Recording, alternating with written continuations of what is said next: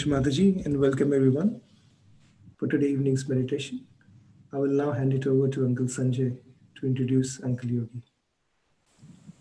Jai Shri Mataji. Today we have the great privilege to have amongst us one of Shri Mataji's very loving child, Yogi Mahajan ji, with us. He really needs no introduction as he is a tall name in Sahaj Yoga. I have known him for last 35 years. That is my journey in Sahaj Yoga. I have known him since then. And my extreme luck that when I met him, I had discovered that our families knew each other from long back. And the other discovery was that his wife Deepa was known to me from childhood. And then I discovered who he was. And my experience with Yogi ji is, he's always been seen by the side of Shri Mataji. As she was spreading Sahaj Yoga throughout the world, he was one child of Shri Mataji who was always at her feet like Shri Ganesha. And I saw him as a witness to entire life Shri Mataji spending and spreading Sahaj Yoga all over the world. You couldn't find a better person today to address today's meditation. And he is full of vibration long back. And a man whom we revere and we honor as our bigger brother in Sahaj, who can teach us a lot. Thank you, Yogi Bhai. We look forward and look up to your meditation session today. You're welcome. Thank you. Thank you very much, Sanjay, for your kind words.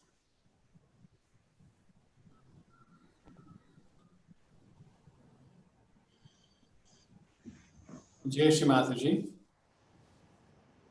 Perhaps the young generation of Australia may not know what a great role Australia has played in the spreading of Sahaj Yoga. They have truly been the Ganesh Tattva that was devoted to their mother and very obediently followed her everywhere.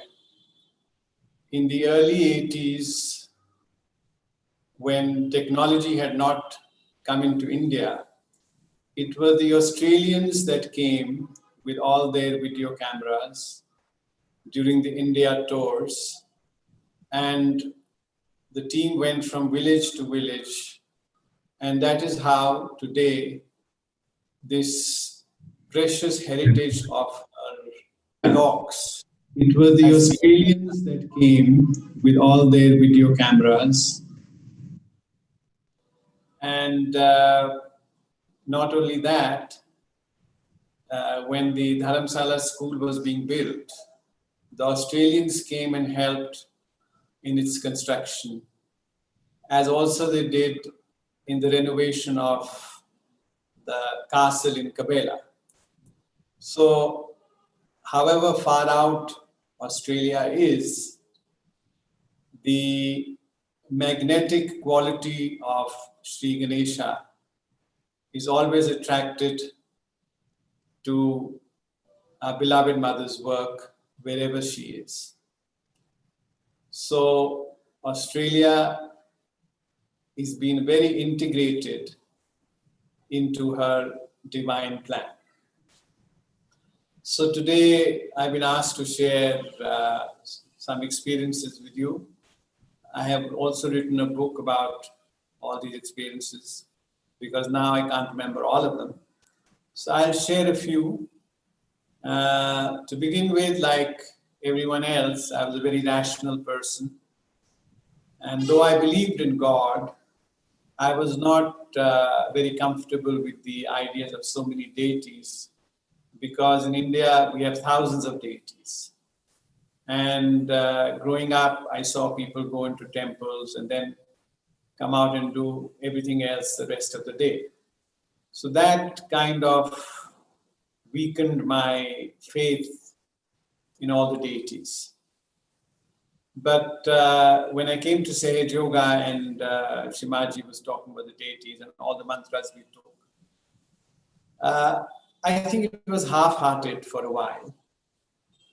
And then something happened. We were at a public program at a village near Brahmapuri called Angapur. And there was a procession. Shri Mataji was brought on a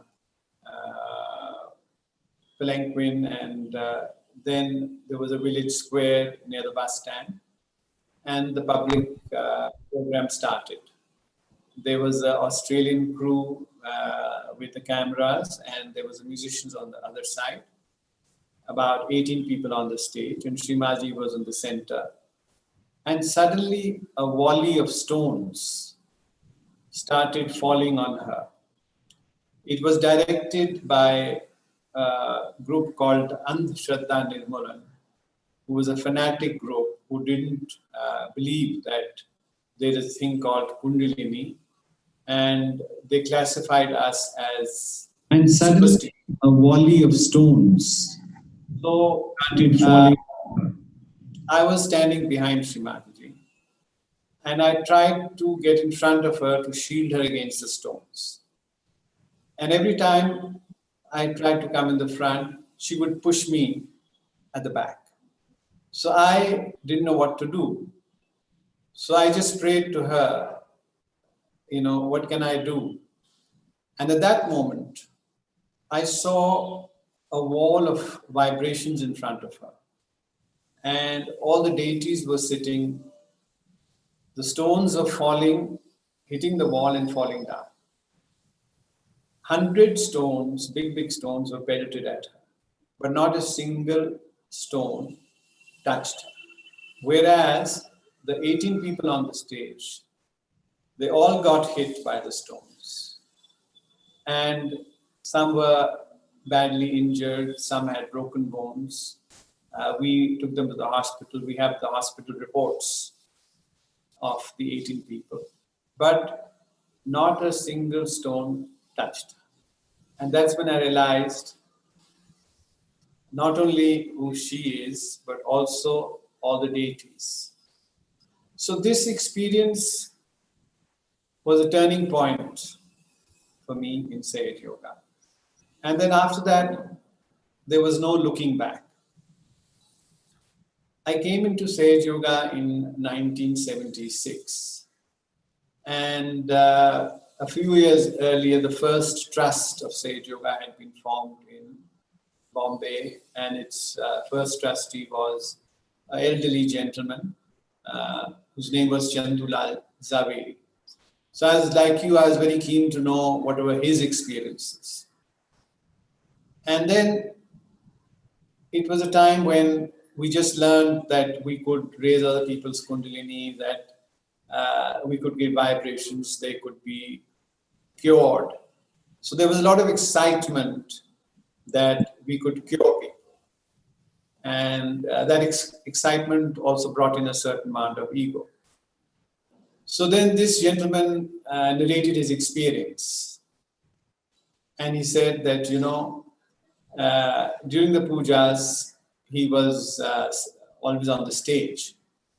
So he could see Shri Ganesha circumlating Shri Mataji.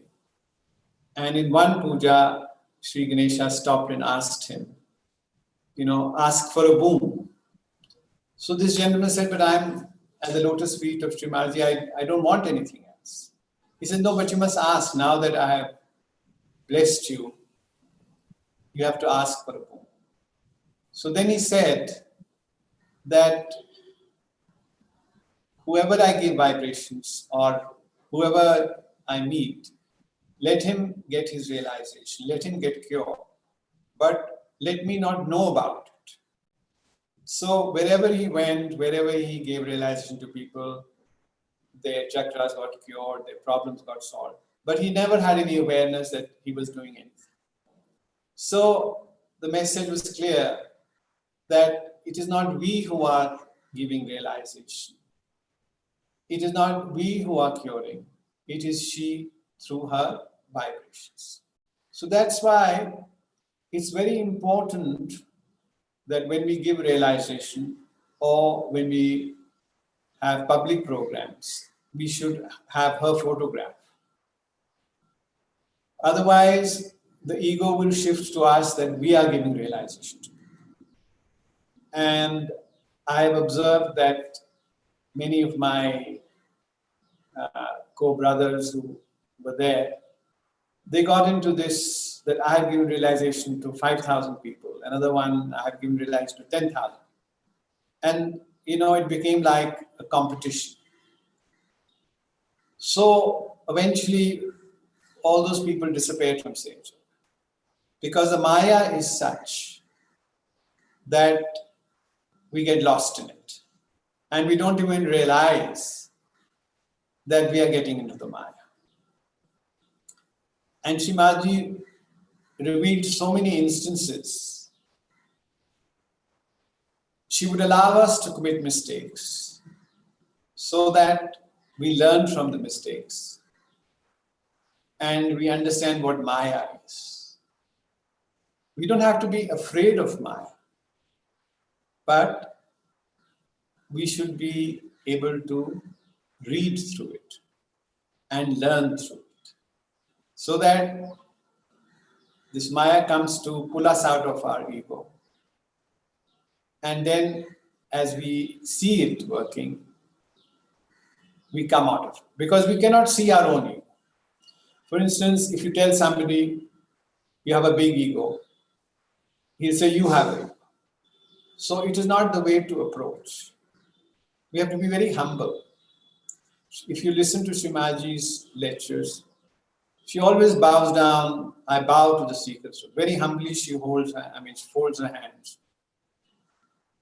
We should be the ones folding our hands towards her, but she does it. And very gently, very lovingly, very motherly, she explains. People would ask a lot of questions. Some of them would be very rude. Some of them would be very provocative. There were times that I would want to intervene and tell that person to stop. But she would sort of look at me and say, no, don't. I will handle it. And then she would, in a very roundabout way, bring him around. Like people often would ask the question, who are you? So then she would say, it's better you know who you are. Then you will know.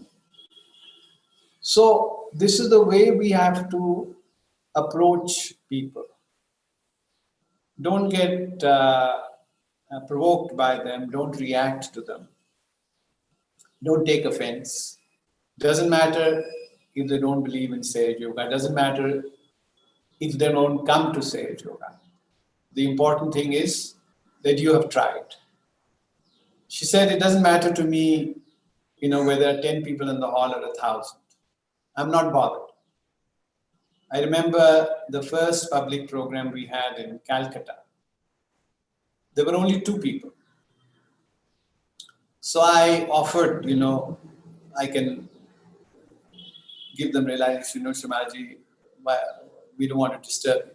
So no, I will give them realization. And she conducted the program for full 2 hours, as if the whole hall was full. And very lovingly went into the smallest detail,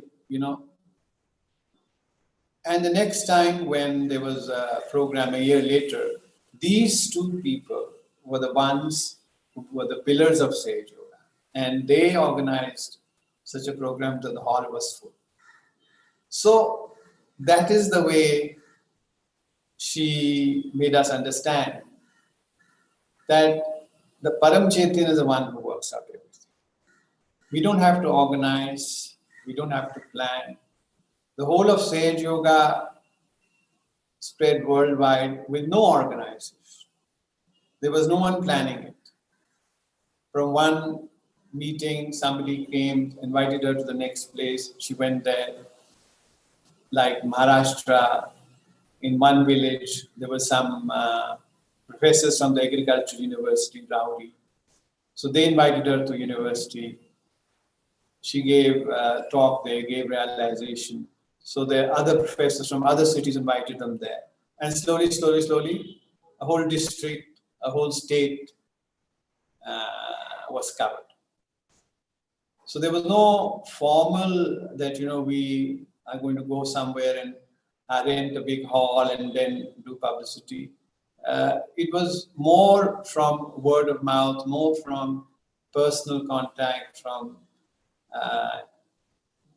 personal networking that the Sage Yoga spread in India, from one city to the other, to the other, to the other. So we don't have to worry about all these things that, we have to have a big infrastructure, a big pyramid, a very big organization. All those movements that started like that have disappeared. When I came into Sage Yoga, there were so many big movements in India at that time, which had big names, TM, this, that, vanished, nowhere. And today, in the last reading of online programs, Sage Yoga has been number 1, not only in India, but globally. Because this is a actualization inside of us. It's not only theory. You hear theory, it impresses you for a while, then it's lost. But when you actually feel something on your central nervous system, it's your own personal experience. And then it stays. But you have to have sensitivity. But not everybody has sensitivity. So, again, you may have 1,000 people in a hall, and only 10 people have the sensitivity to the divine. And only they'll catch the vibrations. The rest will not. So there's no need to feel disappointed that, only 10 people came to the follow-up. Only those 10 people were ready for it. They were sensitive to divinity. So it's also a matter of divinity, also a matter of sensitivity. It's not in our hands. So should never be disappointed. I did so much, I tried so much, only so many people. It doesn't matter. Those were destined to be there. So we have to connect through vibrations. And that is a job our Kundalini does. Same way, our meditation, it's the Kundalini that does it. You don't have to make any effort. You have to just go on surrendering to her. Go on praying to her. It is your devotion. Of course, you have to be humble. But Again, humility cannot be artificial. Either you are humble or you're not. You can't pretend to be humble. But at least you can be devoted. So let us meditate together. I don't lead meditations, but we will meditate together. Let's put it like that. So let us bow down to Shri Mataji, take a collective bandhan.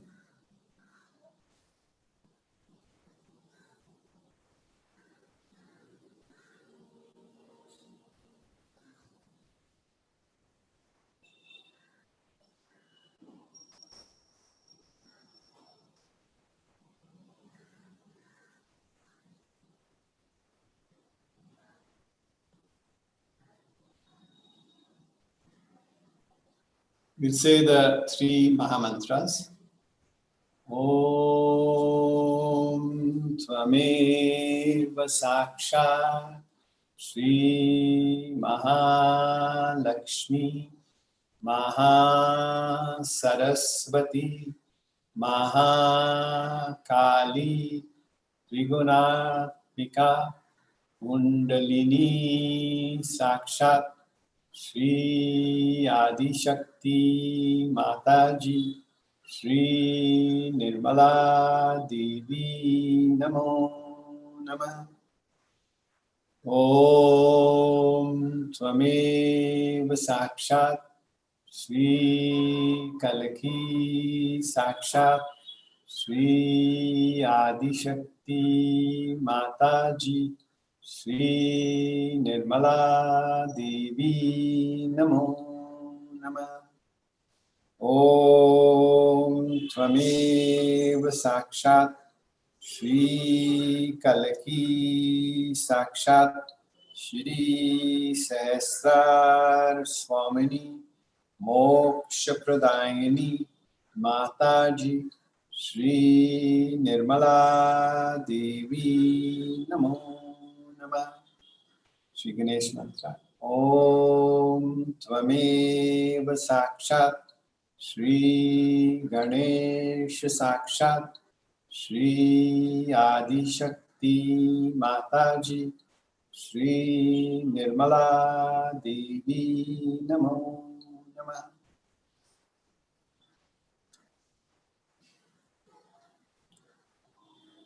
Now put both the hands on Mother Earth and we will pray to Shri Bhumi Devi. Om Tvameva Sakshat Shri Adi Bhumi Devi Sakshat Shri Adi Shakti Mataji Shri Nirmala Devi Namo Namah. O Shri Bhumi Devi, please absorb all the negative vibrations of our chakras and our nadis. Please absorb all the heat from our channels and our chakras.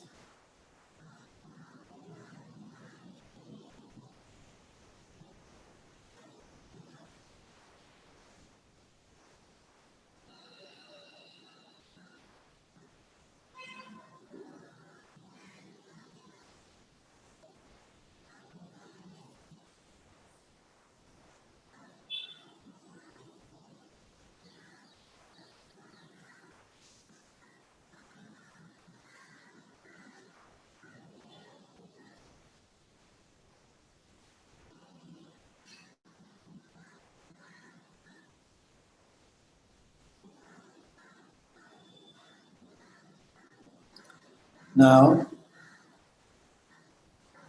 with your right hand, take the vibration from the left side and 7 times bring them down from the left to the right.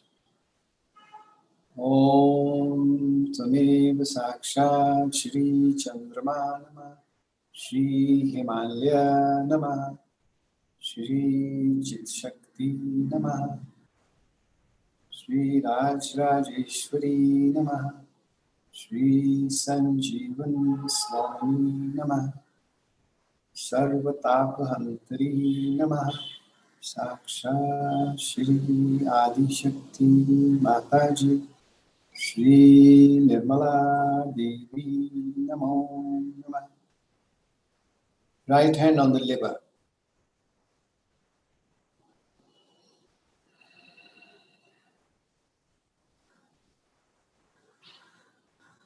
Shri Nirmal Chit. Om Tvameva Sakshat Shri Nirmal Chit Sakshat Shri Adi Shakti Mataji Shri Nirmala Devi Namo Namah. Shri Mataji, please cool down our liver. Please make our liver peaceful. Please make our liver obedient to thy will. Let not the liver jump on its own.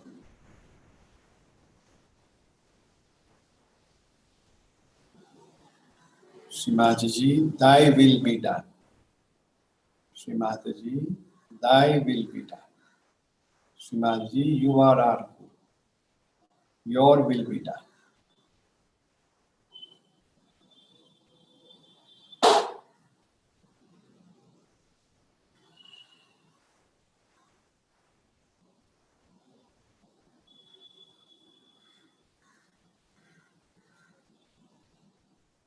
May our liver become obedient to thy will. Shri Mataji, we surrender all planning, all organization at your lotus feet. You know what is best for us. You are the doer.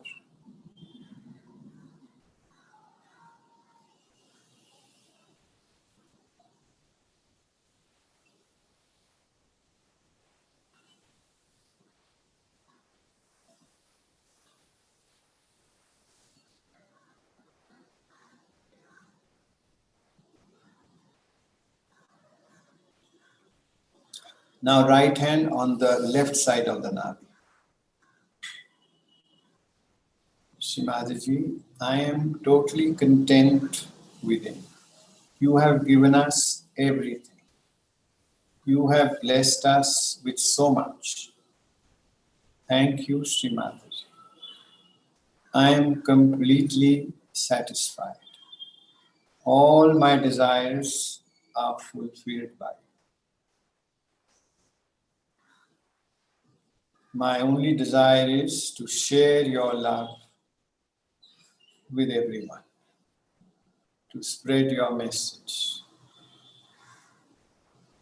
This is our pure desire.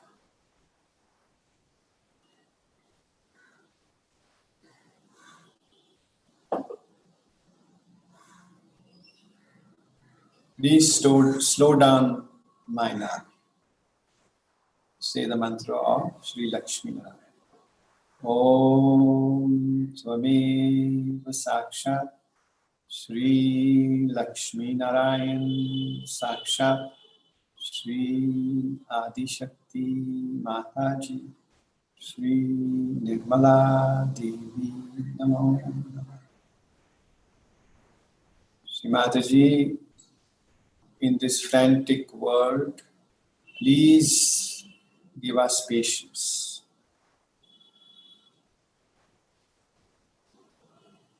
Teach us how to be patient. You have been so patient with us. Teach us how to be patient with others.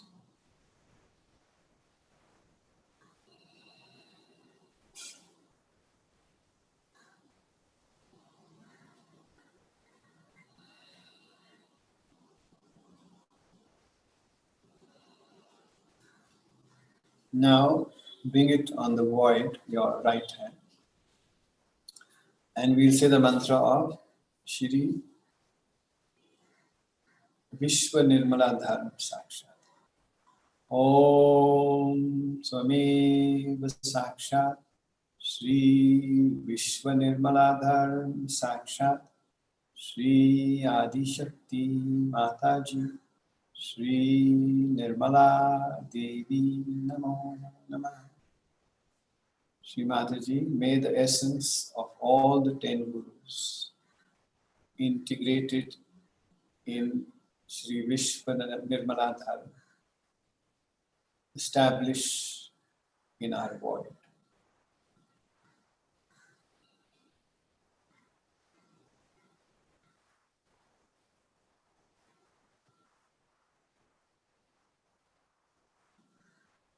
Protect us from all the ideas that are put inside our head by the media, by politicians, by books, by TV, and all the false gurus.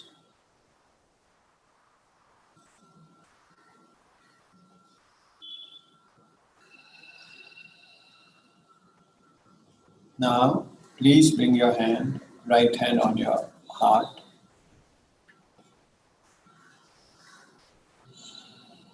Shri Mataji, you are the ocean of love and compassion. May your compassion spread from my heart to every cell in the universe. May my heart become a fountain of your compassion, of your love, and may it flow like a river through my sehasrara.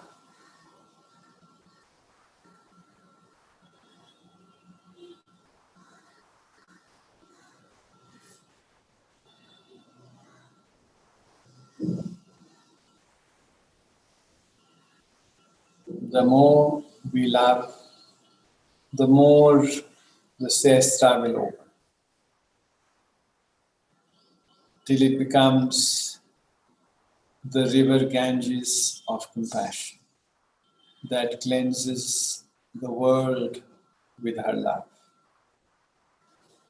We can cleanse the chakras of the world through our compassion.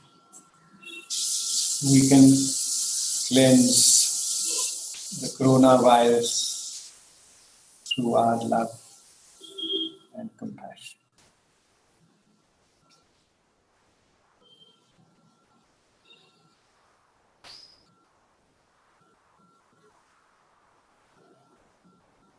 Shri Mataji, you are the ocean of forgiveness.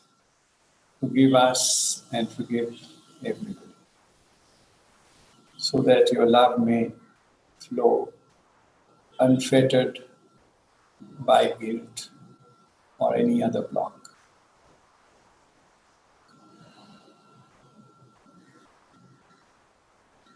Shri Mataji, please bless us with Nirmala Anand. May your Nirmala Anand drench the petals of our sestra. May they nurture the petals of our sestra.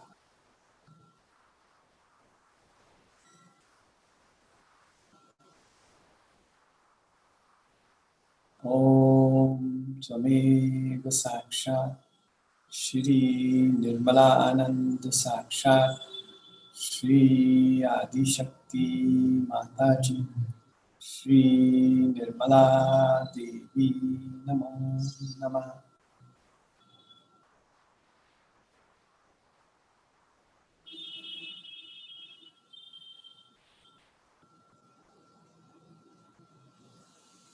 Let us not think of the past, and let us not remember our guilt. Let it all flow in the river Ganges.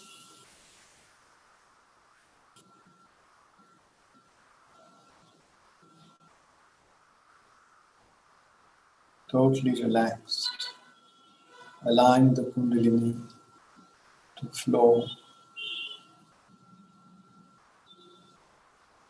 as per her divine will. Let thy will be done. Let thy will be done. Let thy will be done.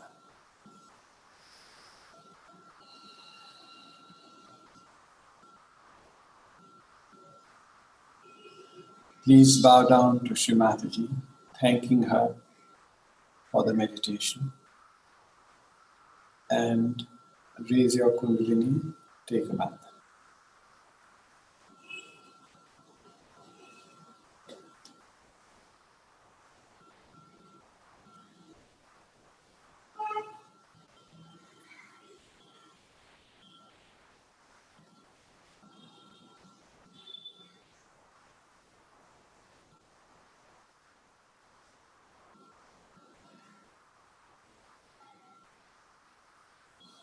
Jai Shri Mataji.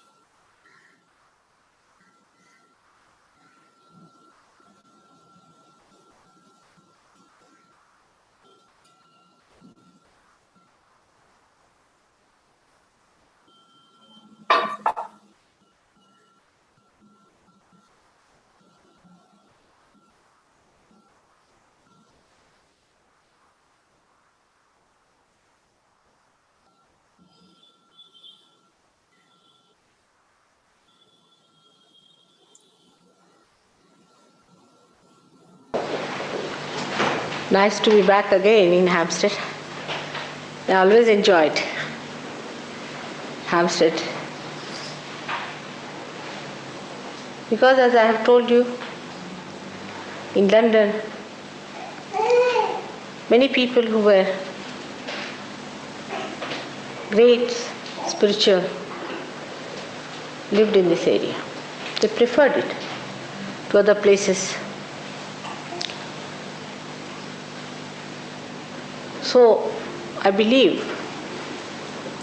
that many people who live in this area must be also spiritual, must have taken their birth with the idea of achieving their self-realization. It's a very important time when you are born. It's the most important in the history of the universe. You have created a human being to become your spirit. There's nothing in between. If you have intelligence, pure intelligence, you can see through all that. You have to test your intelligence on this. Whatever we think, whatever we conceive, and whatever we try to organize ourselves into, mostly comes from our conditionings, not from the spirit, because we have not touched the spirit. But innately, we have got a sense to know that these are very important times, that there must be something great in the atmosphere, that there are so many people who are seeing. It's something remarkable. I mean, if this misses your attention, that means you are not alert. There are people of all types, all kinds, but seekers of this caliber have been very few. Now, England has its own problems and London has its own peculiarities. Despite the fact I have been in London for about now 8.5 years, I feel that the reception of the truth has been very, very poor. Maybe I'm luckier than others. Is the conditioning, again I would say, of another type that prevails the minds. First we had, say about 25 years back, the conditioning of the science. But scientists themselves have refuted it. They themselves have challenged the science. And they themselves know that it's not such a happy affair just to be a scientist. Then comes the intellectuals. The books started pouring in the market. All kinds of books. You can read about everything. Everyone knows about everything. And once you start reading about them, you conceive something, your conceptions are built about the truth also. The thing you have never seen, the thing you have never felt, you cannot conceive it. It is to be seen. Like I had never seen Hampstead before. And the first idea of my husband was to buy a house in Hampstead. Surprising. I was very happy at that point. So I said, let's go and see. Without seeing it, if I had some conception about it, it would have been wrong. My seeing is different from others, I must say. I like the place immensely. But he, from the point of view, distances and all that, he said it's not good, and naturally his ideas prevail, doesn't matter. But seeing itself makes you understand. But what is self-realization is not only seeing. When you come to Hampstead, you don't see it. You feel it. You feel it. Now many people say you can feel. But the idea of feeling is also quite conditioned. Like, see, some children like to cuddle a little doll. They feel the doll. But God knows how far they feel it. They might be feeling it physically, or emotionally also they might be feeling some sort of a security with the doll. Maybe psychologically they might be deriving some joy out of that doll itself, or maybe the image which has some sort of a attraction of some sort of a thing that is built within their unconscious, that they feel so close to that. But a person who is a realized soul does not feel a doll that way, even if it's a child. It's surprising. You must watch a realized child getting to a doll. It's very surprising. For example, I bought 2 dolls from London for my grandchildren, and they rejected completely. They said, what sort of dolls these are? I said, why? They're unhappy. I said, they're not unhappy. No, see their lips. See, the lips of the dolls here is all just like a duck's beak, you see. They said they have resentment. They are angry. They are not realized. That's it. If you are a happy person, the whole get-up of your face changes. And they could see, they could feel it. They rejected, we don't want these dolls. And then next time when I had to go round the whole place. First of all, they're plastics. So plastics they don't like. They don't like plastics. Somehow realized people don't like plastics automatically. They wouldn't wear plastic clothes, they wouldn't wear nylon clothes, they wouldn't wear mixed clothes. Very difficult. They must have cotton clothes. Even if they have one, they'll wear that the whole day, morning, evening, every time the same thing. You see, it's a different sensitivity which we do not have before realization. They have a different sensitivity. And the coefficients of a doll which emits vibrations, they like. But it's very difficult to get such dolls nowadays, impossible. Because where are these artists who were realized souls who used to make dolls? I've seen they make their own dolls out of something, sometimes my saris they will use or something, and sleep with those. It's something to be understood that after realization, the thing you feel is not what you feel through your heart or through your conditioning, of ages also maybe. Like if you have been living with a woman for many years with blue eyes, then you may like a doll with blue eyes, you may, because you have that image in your head. You may like, or you may have a nanny with blue eyes, you may like a doll like that. It's all psychological, it's conditioning very deeply. But spirit has no conditioning, it's a free thing. What does it feel? It feels the joy of creation, which we cannot. Before realization we cannot feel. You see, when we see something, where is the joy? Now, for example, if a fussy man comes here, he says, oh God, what a thing. I had to take out my shoes and sit like that, and the chairs were horrible, and couldn't sit, very uncomfortable, and the color was all white, I couldn't bear it, and I don't know, all sorts of things. The thoughts will start. If you buy something, same thing. If you see something, same thing. There's no joy.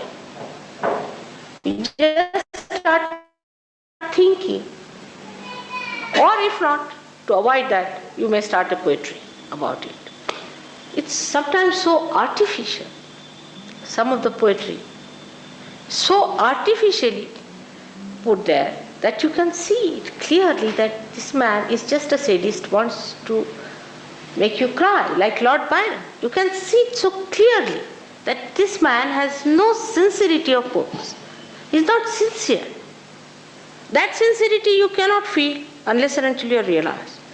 Because such a poem you won't like at all, whether you understand the language or not. The whole tone of it will emit horrible vibrations. Is absolutely the essence of everything is nothing but vibration.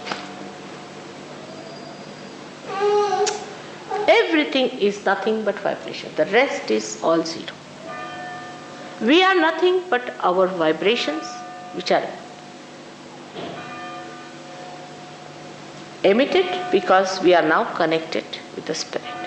But otherwise also, whether you are connected with spirit or not, you emit vibrations. But these are the vibrations without the light in it. And you can feel the vibrations of a person out and out.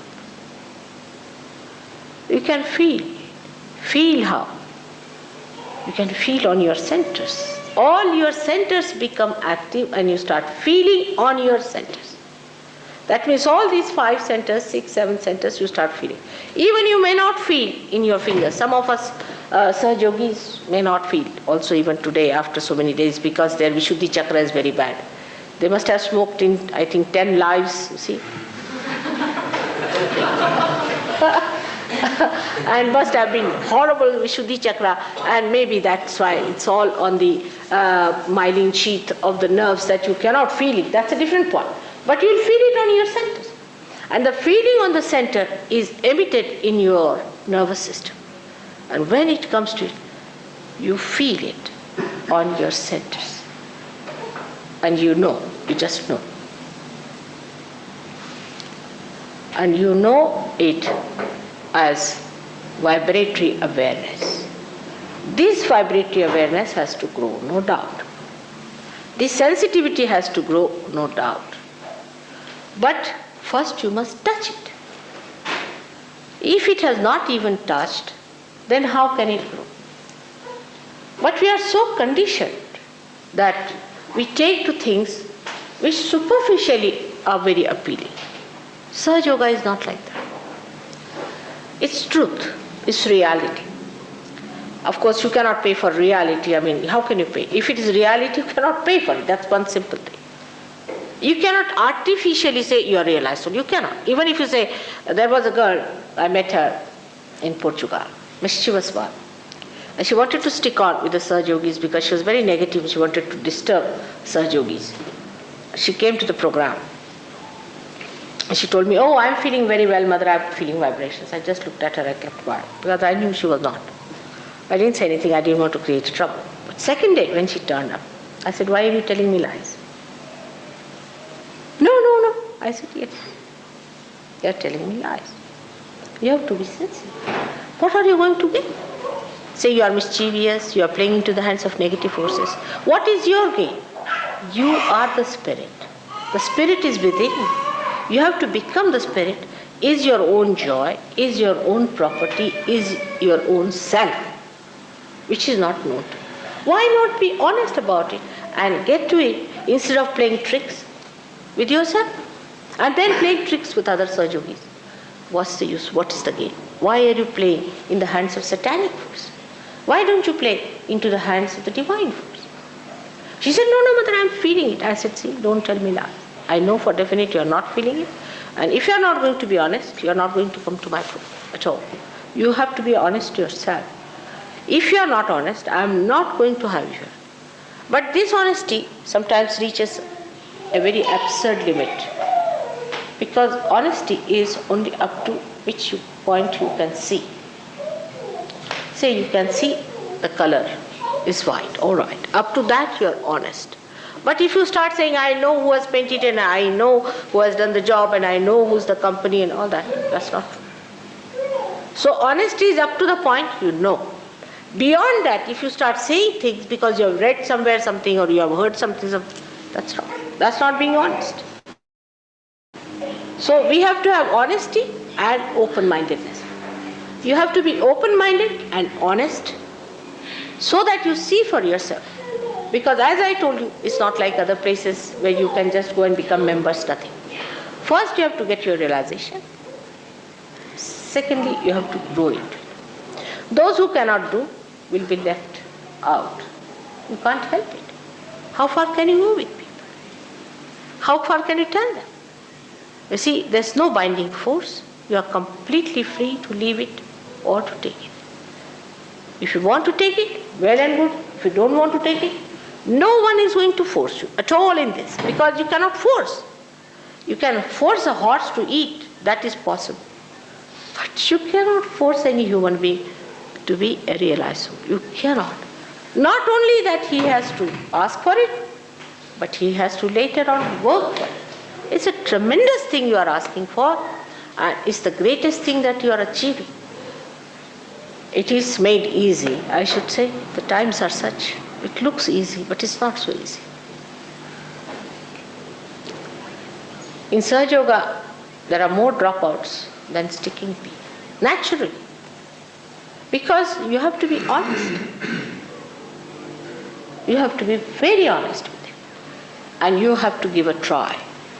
Like in Spain, I met about 5, 6 ladies and 2 men who came to see me. When I came out, I was very reluctant to have anything to do with that. But you see, other Sahaja Yogis were so impressed, I don't know why. Oh, mother, they're so good, you don't know, they came and looked at your photograph and they did this and all that. I said, no, it's all right if you want to try, but somehow I don't think much is going to work out. And they thought they had found such a great bunch of people, you see, who are real Sahaja Yogis of the thing. I said, did you see their vibration? He said, no, mother, we were waiting for you. I said, all right, doesn't matter. We'll have a look at them. And they said, first question they asked, mother, why is it Sahaja Yogis don't smoke? I said, because they don't want to. I mean, is that a question to ask? I mean, if you smoke, is it very normal? I just couldn't understand this question. She said, no, we don't want to lose our freedom of smoking and freedom of drinking. I said, do you think you are free? You are a slave. You can't give up even if you want to. I can free you from that. Or your Kundalini can free you, but you cannot. Even if you want, you cannot give up. But here they just give up. I don't tell them, I never force them. But just happens. Because if you get the nectar of life, you don't care for other nonsensical things. It's simple as that. But they were so frightened with the Sahaja Yogi style of life, means they don't smoke and drink every night. They said, it's impossible. They gave up. Can you imagine? And the first talk we had. But then we had people, such tremendous characters, came for the program. I was so very happy. Extremely happy and joyous. Everybody said, mother, why? They were little sometimes, not so much receptive, maybe according to Sahaja Yogis. But I could feel my vibrations sucked into them, absolutely flowing, the energy just getting into them.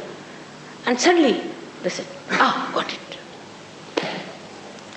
And tremendous people, very well educated also some of them, but extremely well versed about what we had to achieve. I was surprised. In Spain, there are people who know Sanskrit so well, and about everything about Chaitanya and all that. They know so well. It's most surprising, and I used to think only scholarships exist in England. I was surprised. All of them knew about chakras, they knew about what it means, everything they have sorted it out. I say, when did you start? He said, about when we were, I think, 10 years of age. I said, 10 years of age? How? He said, we just couldn't be satisfied with what was the answer is here. Such grown-up people, I said. From 10 years of age, so many of them. And you should have seen the way they were. And they recognize Sahaja Yoga and the tremendous effect it has and the work that it is doing. You will be amazed the way these people behaved towards Sahaja Yoga. Then I said, next time, I'm not staying in London, Spain.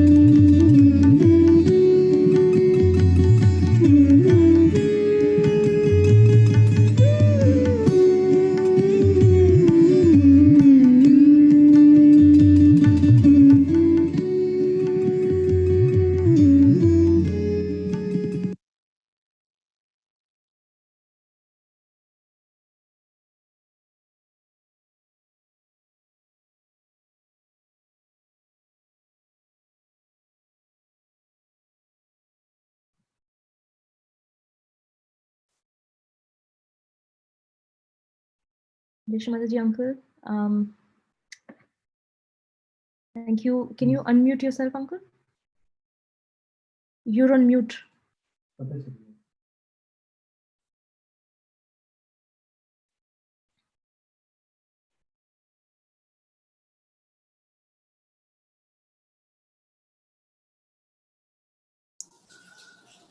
Shri Mataji uncle.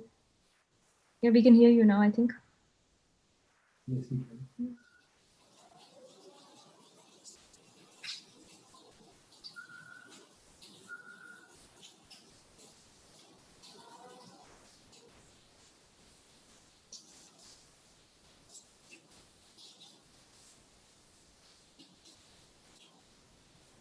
Can you hear us, uncle? Yeah, Yeah, Shri Mataji uncle, thank you. Thank you welcome. for the beautiful meditation and experience sharing session today. Welcome. Jai Shri Mataji. Shri Mataji uncle. Can I ask a question, Yogi Bhai? Yeah, Just for the benefit of everybody. As what do you see today as the progress in Sahaj that has happened in these times ever since Mother has left her physical form? Have things matured to the way that Shri Mataji visualized at her time, that how this Sahaj Yoga will be in the modern times? Where is it that you think that we people are still lacking, or where do we need to be more careful about our meditation? I think Sage Yoga has progressed tremendously and far beyond anyone's expectations. However, when you are the doer and you feel you're doing everything, then problems are bound to come. So while we are organizing, while we are doing a lot of work for Sage Yoga, we need to also meditate and also cleanse our chakras on a daily basis. A lot of people feel that, when I'm doing Sage Yoga work, that's not enough. That you may be doing, but still you have to attend to your chakras, you have to attend to your Kundalini. So sometimes people go into imbalance because they don't attend to their Kundalini. And I think that's the only thing that needs to be paid attention to. I have a question as well, uncle. Yeah. For some people, uncle, these times are very, very dynamic times. Things are changing very, very dynamically these days. There's so much happening around the world. There are times when people would feel that, we're meditating, but there's a point somewhere in our life where we would feel it's hard to surrender. But you have nothing to surrender. I know, uncle, but that is the biggest myth, that you have nothing to surrender. So what can you surrender to her anyway? She has everything. She doesn't need your money, so she doesn't want your money. So what can you give to somebody who has everything? So actually it's a myth. There's nothing to surrender. Only surrender is, if at all, is to surrender your ego. And that is possible only when you can see your ego. So whatever you're doing is within yourself. There's nothing outside. And nothing you have to surrender to anybody else. because uncle, we're also doing a few meditations for new people these days, and this is a question that we get asked very often, that when we're trying to You ask them, what is it that you have that you feel you have to surrender? I mean, what have you got? Nobody wants your money, nobody wants your car, nobody wants your house, nobody wants your money. Yeah. So what is it you think you have to surrender? Ask them the question. Thank you, uncle. It's just a myth. And remember, whatever we are doing for ourselves. We're not doing anything for anybody else. Neither for God, because God doesn't want anything from us. Shri Mataji once said to us, you think you're obliging me by doing Sahaj Yoga. Forget it. There are no obligations. That's true. That's very, very true, Uncle. So never think that you're doing it for someone else. Yeah. Even the puja prasad that you offer to God so as to say, but actually you're the ones going to eat it. That's true. So, this is the whole thing is a myth. And just if we are a little honest with ourselves, we can understand all these things. It's not so difficult. Even if you're saying that, oh, I'm doing, like Mr. Sanjay Talwar may say, I'm doing this movie for Sahaj Yoga. But actually he's doing it for himself because he's enjoying it. Nobody's asked him to do it. So he's enjoying it, that's why he's doing it. So whatever you're doing it because you are enjoying it. If you're not enjoying it, don't do it. Simple as that. Because nobody's asked you to do it. Nobody's even asked you to do Sahaj Yoga. You're doing it for yourself because you're enjoying it. So this is the point we have to understand. That whatever we are doing for ourselves and nobody else. We're not obliging anyone else. And if you don't want to do it, don't do it. Simple as that. That's There's true. no compulsion. Yeah, because Uncle, that's absolutely true. For some, it's we feel sometimes. I think when we mentally think, we think that for some people it's easy to surrender, and for some it isn't. But it's nothing to surrender. So whether it's for some people easy or some people nothing to surrender. Yeah. Of course, people who are very submissive, like a servant, he may surrender to his master because he's a servant. So a person whose nature is submissive, like a wife who's always submissive to her husband, her nature is submissiveness. So she'll go on surrendering to everything. Everything you say, she'll agree. But that is not surrender. Because there's nothing to surrender. If you're being submissive, it's your nature. Thank you, Uncle. Okay. Jai Shri Mataji. Jai Shri Mataji.